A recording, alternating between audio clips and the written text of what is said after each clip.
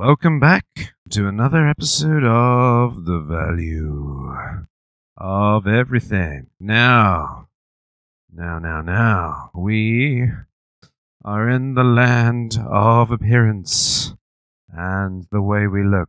And this is an episode of Lookism. Now, where we trod around this part, it's a very interesting part. I guess the society that we live in is very obsessed with the way that we appear, how we're perceived, how we are socially put in certain pecking orders according to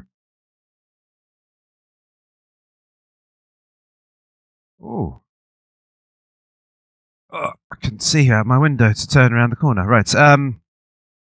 So yeah, we're going down the route of appearance. Now, this is a little bit of a, let's say, an unresearched area. I think just in general with the globe, I think we understand that there is beauty out there, and there is things that we prefer certain people other than to others.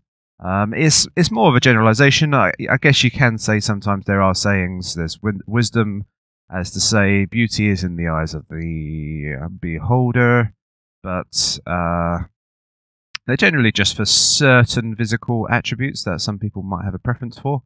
So some people might like very slight sexual partners, some people might like very large sexual partners, but in general there would still be a level of symmetry in the body and a certain level of shapes which would be deemed as attractive. I haven't got my coffee cup this morning, so it might be a little bit of a slower podcast. Anyway, so one of the big deep questions that philosophers will apply is beauty, the way that we perceive beauty, something that we are born with, or is it something that we are cultured to? So, this is what beautiful is. You see the sheep herd walking towards beauty, and then you're like, maybe this is what beauty is, and I need to get this for myself. Some kind of unconscious thing which is going on between the herds. Or is it something that we are born with, and we have some kind of typical attractiveness to, or innate born with attractiveness to anything? So obviously you can see a beautiful painting of flowers and love a few representations.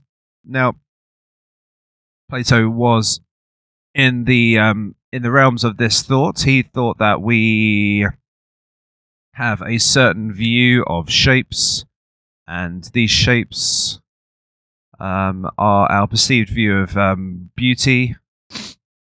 So let me just throw a few of my thoughts at this this idea. So let me just work from my perspective. So I guess in some ways, shapes and forms, there are even from a young kid, you are fairly attracted to the more better looking people than the ugly people, the people that you would see as out of order compared to the other ones. You may have a little bit more of an unsureness about that person. So if you see somebody that is looking a little bit more perfect than the other ones, and you don't have a database of all of the other people that are around, then of somebody who is perceived as ugly, then maybe you've got this. I'm unsure. This is a different character, a different aspect that I need to approach this person with, and it can be perceived as ugliness. So you can go, not sure about this. This is slightly different. I won't. I'll take a step back. Now, that can happen from child to child to a number of things. And particularly, obviously, we don't quite understand as well the social pecking orders which happen pretty much from the age of which we are standing up and just play talking with other kids. So when we're like play talking with other kids, there may be a certain level of more attractive kids get a little bit more attention, attentiveness by teachers, things like that, and whereby you get other kids which are less attractive getting a little less attentiveness. And then you have... Why is my mobile shaking around too much? Then you have the parents as well, which are raising that child. And if you could... obviously there would be a fairly similar correlation between how attractive the parent is to the child. And although it's never quite exact, if you get the most ultimate supermodel as a mother, and you don't necessarily get exactly a supermodel child. But where that mother or that father has been treated to in society, there will be a level of how that they interact that may be a reflection back onto their child. We may perceive that people, if let's just give an example. I'm not going to say that this is exactly how ugly parents treat their ugly children, but there could be counteractions to that, and all number of different factors. But if you could say that you have ugly parents, or what's perceived as ugly parents, and then you have... Why is this so annoyingly... I think I found the way to stop this rattling. Sorry about that. You might not even be able to hear it. So you may have an interaction with ugly parents to ugly children, and they choose to be a little bit more, let's just say, a little less sociable, a little bit more the way that they get treated to by in society, less patience, things like that, and then that maybe rubs off the children. Now, all well and good. Maybe an ugly person may be more attentive to their child as a counteraction to that, because they don't get any sort of sympathy or love in the world, so they may counteract by providing even more love to the actual child that they have. So there's all different little factors which come into play here, which potentially have an effect on the way that a child is groomed throughout time. So they're just some theories that I throw out there. I believe I do sort of stand behind that there does seem to be some certain level of programming where we have blanket tests, and we see faces which are more symmetry based than others, and we see that they are more attractive on a survey level. If you put a mirror directly across somebody's face, they sometimes become more attractive than if they did not. There is certain things about levels of curves, and curves like a ratio for a woman's to hips to waist ratio, and objects like that can determine, and maybe there is some kind of correlation between that and the Fibonacci shell curve. I've seen that done on sides of faces. So if that Fibonacci curve can be applied within those realms, then there may be some kind of genetic programming which we find ourselves certainly attracted to. So I guess maybe with Plato, he may have thought that it's just some kind of soulful thing, that our soul is attracted to these kind of our soul is attracted to these beings, or these other souls. More so, this is more like a genetic programming where we have a certain attractiveness to these types of people. Now, on a statistic level, one of the interesting things they say is that they don't necessarily, these attractive people, or these more symmetrical people, they don't necessarily have a much more. Sorry, I just really have to sort out this mobile. Yeah, they don't necessarily have a more attractive perceivedness in terms of. Sorry, not the right word used there. They do not have a more attractive. They do not have better health, in fact. I don't know why I kept on keeping. I guess that's the theme of the story anyway. Yeah, so they don't necessarily have better health. It doesn't really determine better health and longevity. It is actually something that is determined, that does determine certain levels of testosterone and hormones. So if you do have a certain higher level of hormones, this does have an effect on symmetry which is occurring in the face.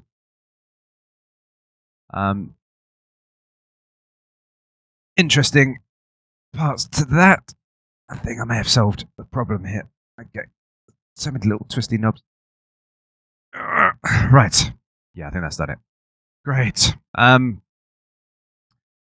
Yeah, so where we have these very beautiful beings, it doesn't necessarily have a marker on how healthy they're going to be, but it potentially has a certain level of fertility, how quickly they may be able to conceive, all these type of genetic inclinations as to our own sexuality. So it is more of a ratio of sexuality and how quickly we can reproduce.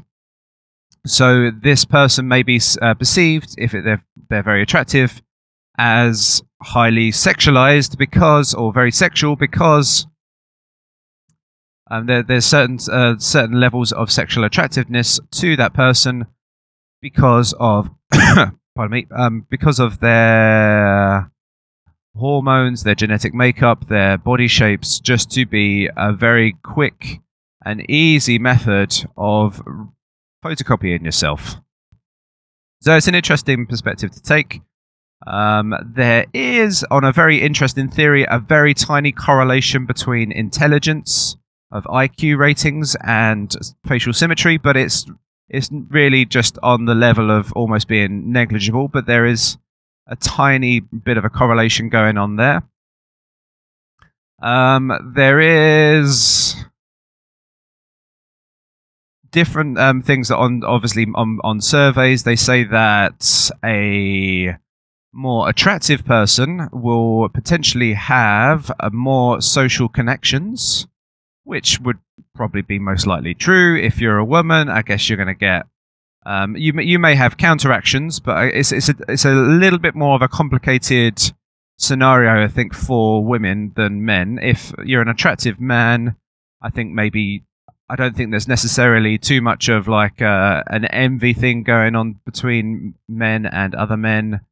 You potentially have a certain look of masculinity to you, and other men may appreciate that more. Maybe men appreciate somebody that's more masculine. There's more of a strength element. So if you are part of those that gang of friends, then you have an element of him backing you up, and you've got protection. So masculinity as an attractive feature is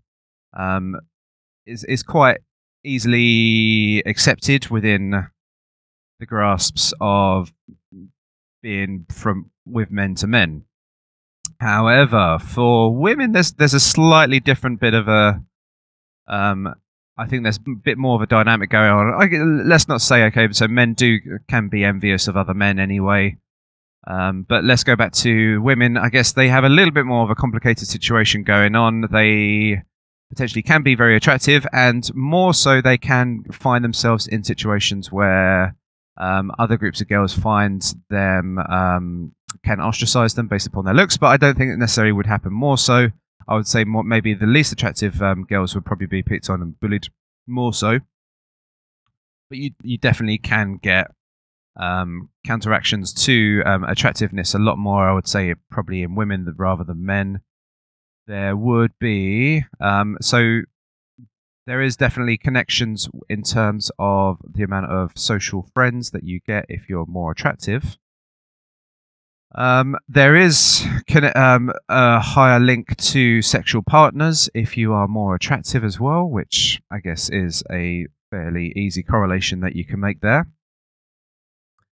But one of the interesting points that all of these correlations make, and it's very telling in all of these senses, is that attractive person,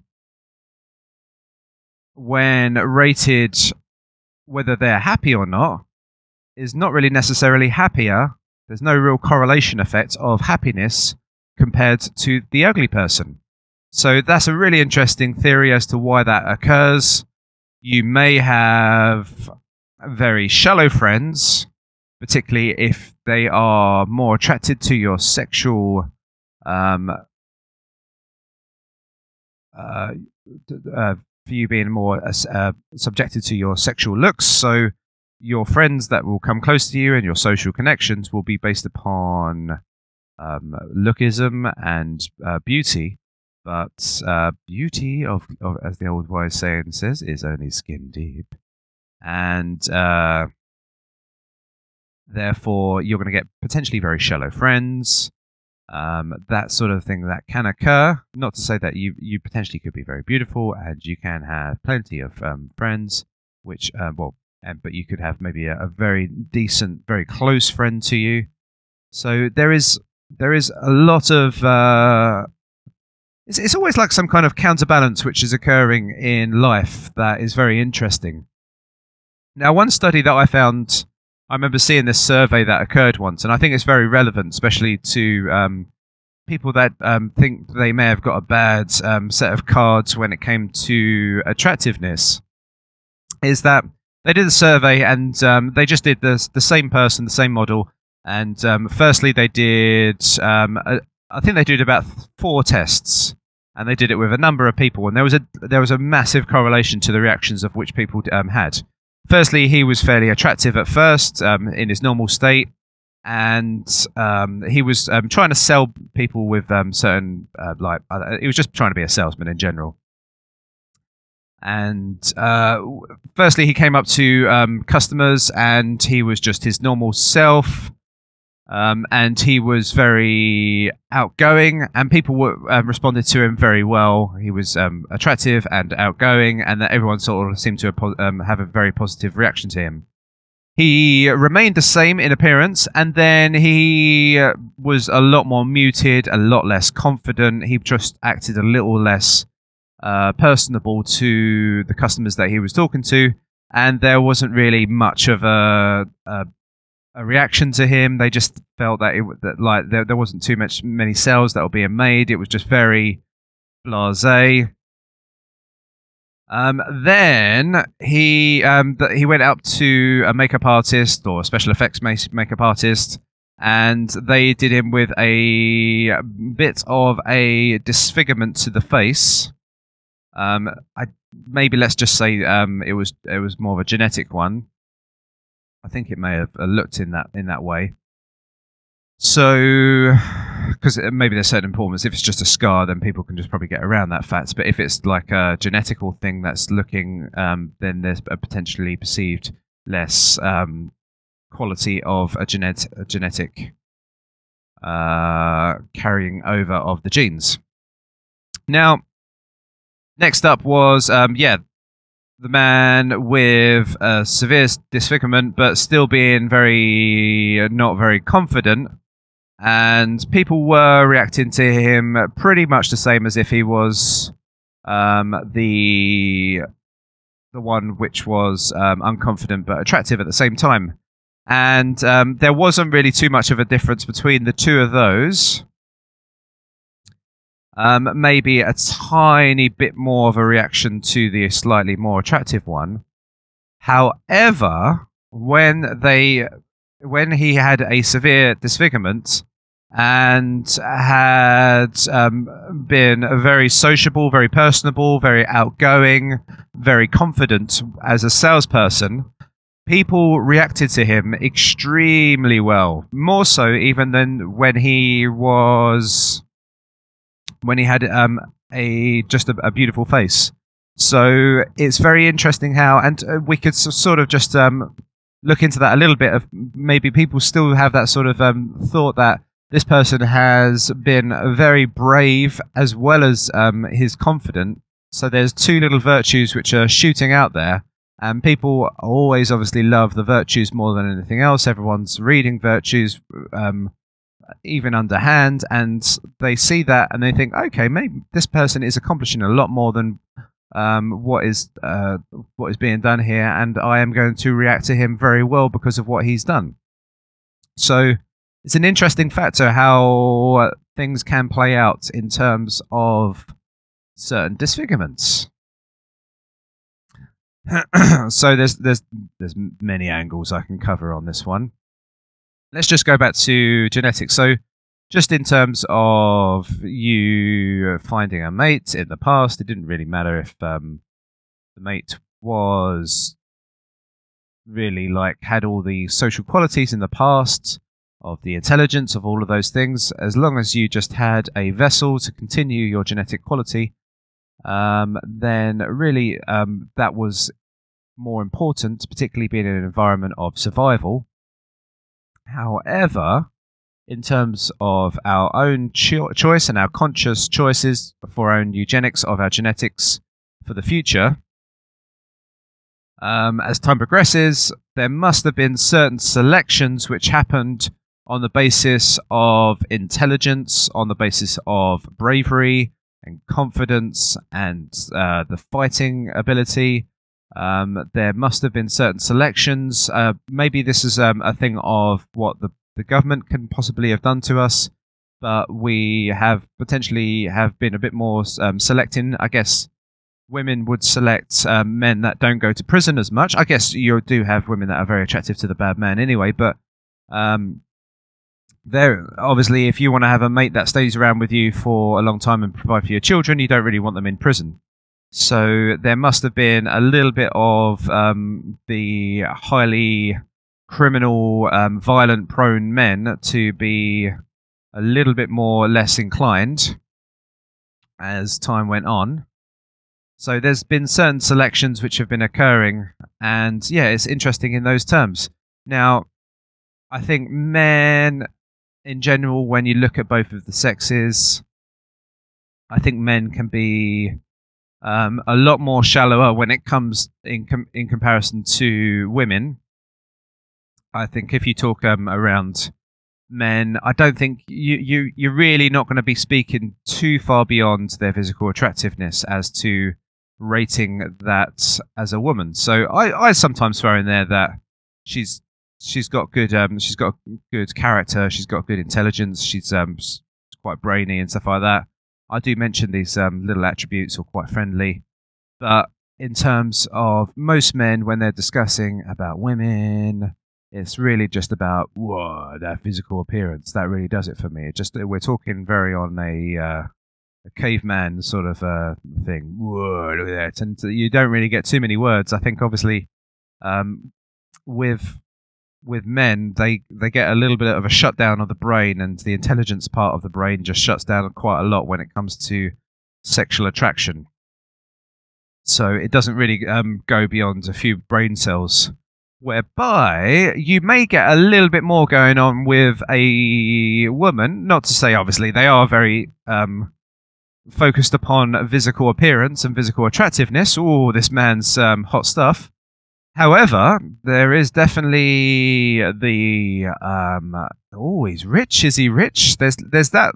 You definitely get that element which comes in, which is, at least it's something to say that that person is economically more viable. I guess that there is obviously genetic reasons why a woman would mention that, and there is genetic reasons why men would be more prone to just looking for physical appearance.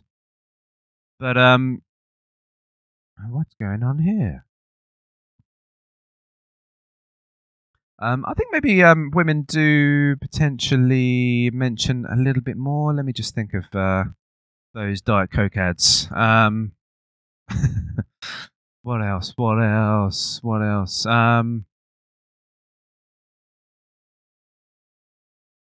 Yeah, I think we'll just have to just leave it at that bit at the moment. Just in my general experience, I think if you are just that salesperson and you do approach a woman with a certain level of confidence, regardless of your attractiveness too much, I think they will definitely entertain you for a certain amount of time. Whereas if you did have, this is going to sound awful to a lot of women, if you had a very confident woman approaching a man, but she was a few notches down in the pecking order of attractiveness, I think the man is a little bit less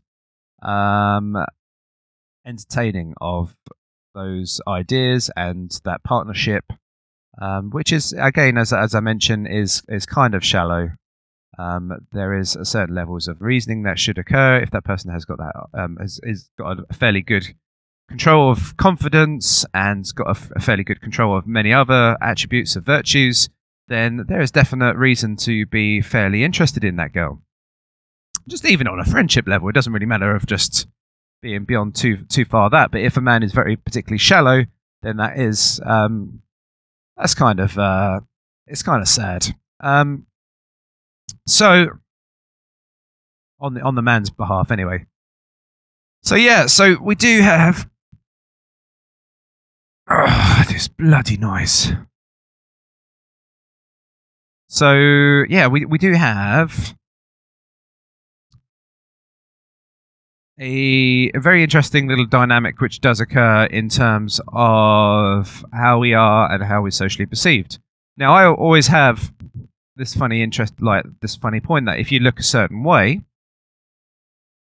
it not only does it just like that sexual appearance that does apply, but there are certain levels of things that you look at somebody. So I look at somebody, and then I know I shouldn't be doing this in the first place, but I look at somebody, and I say to myself, okay, well that's a friendly face. They must be a pretty friendly person. I'm going to approach them and see how they're getting on, and like you speak to them for a while, and obviously looks deceiving and things like that. But there may be a certain level of correlation that with regards to if somebody looks fairly friendly and you approach them, then you are giving them a friendly reaction to the way that they look anyway. So then therefore that sort of rubs back off of them. So then you're potentially perceived as like this a friendly person. Everyone comes to you and becomes friendly, and then that rubs off on you, and that becomes innate in your personality because we have accents and we react to our environments that we're in. So there is certain levels, and there may be just a little bit more dynamics going on just purely based upon sexual attractiveness, but there's other dynamics of like trustworthiness, I guess, is another word. So if like the corners of your mouth naturally set to downward than upward, maybe that could be a reason of you being fairly depressed for a lot of your life. So your facial muscles and your cheeks haven't really exercised moving upwards to the sides. But that marker lands on the face, and then people will react to you in a certain way. So features can be certain dynamics. Obviously, there is just genetics anyway, and that you can't really get around that. But there may be certain other elements in terms of the face which can definitely distort appearances just by you not exercising the muscles in your face. Now, you go down to the gym. If you do a fair amount of weights and lifting, then that can produce a bit more symmetry in the face with the muscular definition and the bone definition. You grow bones and muscle in terms of going down the gym. So then there could be a certain level of raised attractiveness in the facial features when you go down to the gym. So there is a certain level of control which can occur in you mastering your own physical health. So yeah, so we are social beings, and there's a social structure which goes on throughout our lifetimes. Whenever I seem to gravitate to being like this, I generally find myself in office environments or party environments. I tend to gravitate into a bit more of probably the wrong word, because I'm not really dominating people, but I'm more of the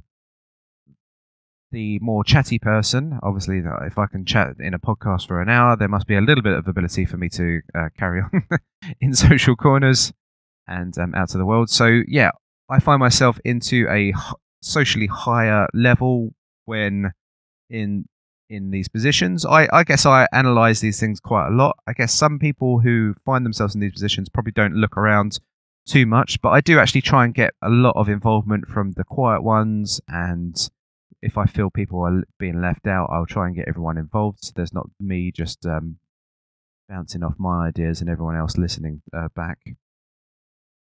But I guess once I am sort of the one that is astute in that level, if I'm the one who's cracking all the jokes, then there is a certain level of a structure which is created around me. Now, I wouldn't perceive myself by any means to be the most attractive person in the world. I'm very, very, very average by many standards. But when it comes to that pecking order, I can sort of climb to the higher levels. So it's interesting, how in adult terms I can really sort of have an ability to be quite at the highest levels, but maybe I guess throughout school and things like that, where there was a little bit more of a conscious effort of being the most physically attractive person, then it's the dynamics do change quite a lot, and my social pecking order was really with the cool. Well, no, not cool. Maybe the geeky cool gang. So that little weird little sect of people that stand in the corners, but maybe they're the ones who generate the ideas. Who knows? So yeah, we just need to make these little links of our social connections, because I guess this is all very important to our lives and standards. If we're obviously selecting somebody that's got this high level of sexual attractiveness, they go out to the world. They potentially will, if they haven't got an ability to master their attractiveness. So if I had a higher level of attractiveness, say if I was a really tall guy, there's definitely correlations to being promoted a lot more into office environments. If I was very slender, or very more muscular and slender at the same time, just say a perfect sort of body shape and things like that, there is certain levels of appearance which are important. I guess in the business world and in a financial world, I guess it doesn't matter as much, but attractiveness does have a certain level of value. If you are promoting a new product, you're always going to get the attractive girls or men to try and sell that for you, because there will be a certain level of perceivement. If you are going to sell a movie, you're going to put quite a fairly attractive movie star as your leading actor or your hero.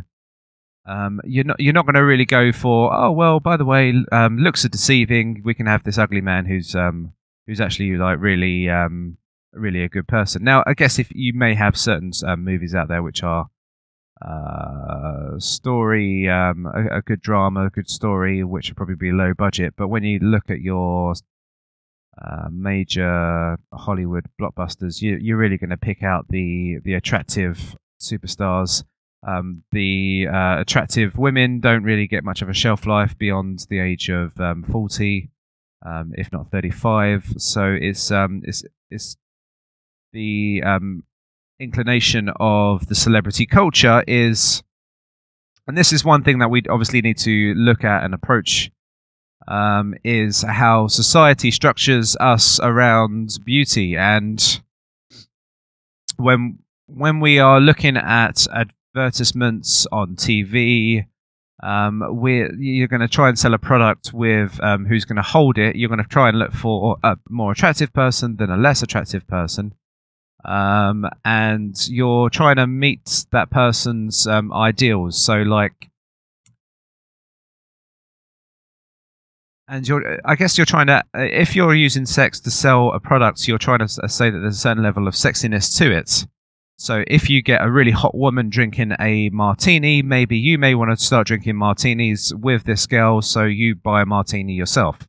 There's that sort of element where potentially sex sells. But when it comes to movie screens and celebrity culture, there is probably going to be a little bit more of an inclination because of the way that mass media is produced and how everything is fairly visual. We're going to be looking more towards Kim Kardashian's life than a philosopher's life, or let's say a scientist's life. Maybe that Kim Kardashian's life is a little bit more newsworthy, but even so, like, I'm sure you've got people that are charitable people, the humanitarists, and they're philanthropists, and they're going out in the world and they're really doing an incredible amount of good. But we, as a society, are fairly, and this could be a programming thing which is occurring in terms of society accepting something as good and then like approaching it back. But we are very, very interwoven into the celebrity culture. I've mentioned this study before. It's quite a sad study, but in the past, kids were asked, "What would you like to do?" And a lot of kids would say an occupation. So kids would like to be a fireman, a race car driver, a number of things. But nowadays, I think there's a study done in Britain. The kids would say, "I'd like to be a celebrity and rich," which is all of the outcomes of you trying to do effort at the first stage. So if people are just obsessive with becoming celebrities and rich, they're trying to get the word is like the outcome rather than the actual work and effort to get there in the first place. So it's a very sad state of affairs, and if that programming is happening from an early age with TVs and everything else, where we're seeing lots of beautiful people talking about lots of bullshit in their lives, and how the women's magazines are always putting up on the magazines how you must stay attractive, and the YouTube channels are all about how to make yourself as attractive as possibly can. And when you go to the shopping centres, and there's really nothing for blokes, and there's just literally everything for women in terms of how to find an attractive mate. There's just endless amounts of makeup and clothes all over the place, and really maybe you might just have a little electronic store for the guys. But it is an incredibly obsessed world we are in terms of attractiveness. And as great as we will try and be, let's say if we all just approach this method of just trying to get up the hierarchical tree of attractiveness, and then genetic quality of the least attractive ones will get out, we may have real big struggles of our society, because we're trying to get to a point of getting lots of money and celebrity attractiveness and really not understanding how to get there in the first place. And that is obviously the way and the path of somebody that is setting into instant gratification. So yeah, it is a dangerous thing that our society is coming accustomed to. I think in past days, in past eras, there must have been at times where, and I think the unfortunate thing is it doesn't really happen for a very long time, but at certain stages, we find that the intelligent person comes along with the idea and solves the problem for us. And then maybe because they've had the idea, then there's there must have been in the past a social increase of that person's status for them to be breaded into the genetic pool. So the ones that come up with the ideas, the solutions to problems, then come up the higher rankings. Now, obviously, these guys or these women are probably in the business world, and they are probably highly successful. They're in the science world as well, and they're probably highly successful and accustomed to those disciplines. But you hardly get them. You hardly get they hardly get a mention in the newspapers or anything else. When there's a new discovery, you don't rarely get the name and say, right, Johnson has invented this new invention. This is an amazing thing. Johnson is, and then they say, oh, here's Johnson going down to the laboratory to invent his new medicine that's going to save cancer. And so you would never get that news article. It's always just maybe, oh, we've discovered, and we'll just talk it about we as the population has discovered a new way to fight against cancer, and then that will just be a little footnote halfway through the newspaper. In the old days, celebrities were more classed upon virtues of not just only... I don't even think virtue is a really appearance thing, but of just purely virtues, and you would have people that were entrepreneurs being in the newspapers. They would be actual celebrity figures because they have forwarded mankind to making ourselves a more prosperous and more better world.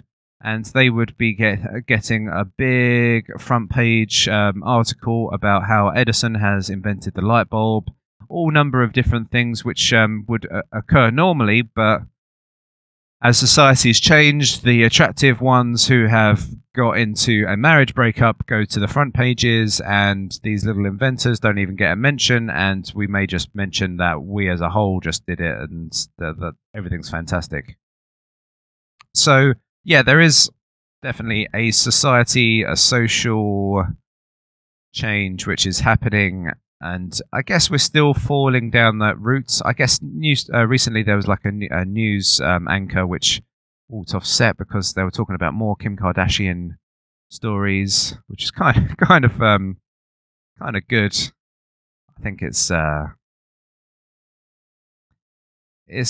mindless stuff. It really is mindless stuff, and the sexual attractiveness in itself is mindless in a whole.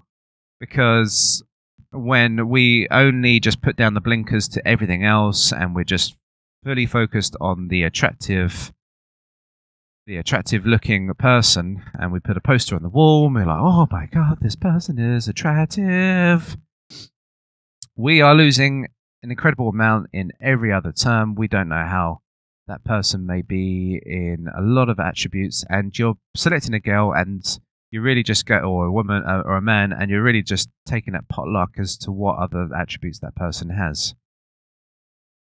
It's a real darn shame. So, yeah, so I think it's a problem. I would say it's a problem to society, and I think in these terms, I think there is going to be a little bit of an uprising in terms of a throwback nature to this celebrity-obsessed culture, or this attractiveness-obsessed culture. I think there's one little story that I remember, which was just sort of marks the sort of brainlessness and the like weirdness of the whole nature of attractiveness. But there was this I think there was this like old Roman emperor, and he wanted to have this big party, and he was really obsessive about attractiveness and everything else. And what he did is he painted a couple of some children in gold, or maybe like a metallic material, but it was poisonous, and it killed them like pretty much the following days. But you can see how like that's just like a weird little story, but I think you can definitely you would have to find the emperor who did that, but maybe you can Google just like Roman emperor that painted children in gold paint. But yeah, you can see how mindless and brain numbing being focused upon attractiveness can be. There is obviously, yeah, you do want to pass on your vessel to good genetic quality, but if you reason to a certain extent, then a lot of other the virtues are going to be far more important in a mate, particularly in the future of the economic situation that we're going to be in. I guess you do have that one little thing that if you do have that big bosomed, attractive woman, then there is that sexual nature to that woman. Maybe there is the fat storage that if there was famines in the future, if there was really nothing to do, then she can sell her sexual attractiveness. There is that last call card, which maybe just is kind of helpful when things go to the absolute worst scenario. You could say that you could rely on these things, but really, in essence, somebody that is mastering all the virtues in their life, and they're being prudent with their money, they're being socially outgoing, they're being really interconnected in society, they're trying to invent, produce new ways, trying to set up a number of businesses. Who knows what they're up to? And they're dedicated and focused. If you find people like that, I think if you genetically can intertwine that with your genetics, then you've got a much better and much viable chance for your genetics to survive in the future than being in comparison to somebody that is just all attractiveness, but not much else going on beyond that point. So Lookism is a kind of it is like a semi kind of racism, but it's certainly allowed in life. I guess we can't really it doesn't in the normal modern era, you can't really get away with saying, oh, that person's ugly. But I guess when it comes to saying, is that person attractive, you can definitely say no. So there is Lookism that is applied, and it's an unfortunate thing that not many other things, which the next thing that needs to just like literally you need to throw up right next to attractiveness when measuring somebody is the virtue. So, and really the virtue should be the first thing that you should measure upon people, regardless. And this obviously this is the thing that is the universal, and it gets applied to everything. But when it comes to racism, sexism, colorism, there's many different isms that are socially bad which happen to us. But if we approached these situations with the reason of, does that person have any virtue, and we look upon that person and we go, well, maybe they go against this my definition, or they really fall into my social conditioning of racism or Lookism. But when I do apply this person in terms of virtue, is this person brave? Is this person creative? Is this person curious? Is this person kind? And they demonstrate a number of these qualities, then you definitely have to reconsider that person's state and say to yourself, well, I think we have something more to meets the eye, and we really need to investigate as to why that person is just really like setting off in more ways than just one. And obviously, if we start to tie in the fact that obviously if this person's unattractive, then this person's going to be potentially moody and all those kind of things, it's probably incorrect, probably rapidly incorrect. So yeah, probably not the best way of rounding up. Sorry, I was just trying to reverse at the same time, and it didn't really give me a good answer. Yeah, I think I definitely want to sort of end up on this point, but it really is that it is a social programming which does occur to us, and we see it in the mass media. And whenever you get the mass media and you get attractive politicians and everything else, you really should be listening to the words and the way and the actions of which they do, not really and what potentially you may want to see to a certain extent of what they've accomplished as well from the situations that they've been in. And obviously with that measurements, you're looking at virtues and listing off the virtues and saying, he's got this, or she's got that. And really that should be your measure. I think it's a good thing. Obviously, I haven't really passed on my image just yet onto the internet. I'm trying to do something funny at the moment, but you're listening just purely to my words, and you're not looking at anything beyond my attractiveness. Maybe my physical attractiveness would have persuaded you a little bit more so. If I was incredibly ugly, then you may be dissuaded from what I was saying. So there is certain things which happen in appearance, and I think appearance is really like it is the sugary sweet in terms of our health. Sometimes it can appeal to us really well, and it can look very bright and vivid, and it can give us plenty of energy. But as we get consumed more so and more so of this, it has detrimental effects upon our health, and I would say potentially our mental health as well. So yeah, let's be very wary of lookism and how it gets applied, and really, I know it's obviously incredibly hard to not be focused upon somebody's attractiveness. It is the first thing that visually you will always see of a person. I guess there is something being very well appeared and being well dressed is a virtue, but not necessarily the actual thing that you're born with is a virtue. So it's just interesting things just to point out there. How you understand the nature of your reality. As always, if you have any more theories and ideas of attractiveness and beauty, please send them down. If you have any counter arguments or anything that you'd like to add to the points I was making, please send them through. Sorry about the pauses and the issues with my wobbly mobile, which you probably didn't hear, but I was getting very distracted by it.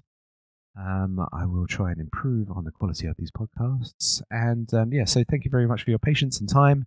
And we will be chatting together sometime soon. Thank you.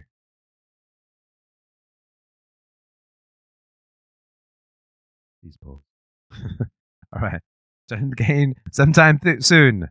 See you later.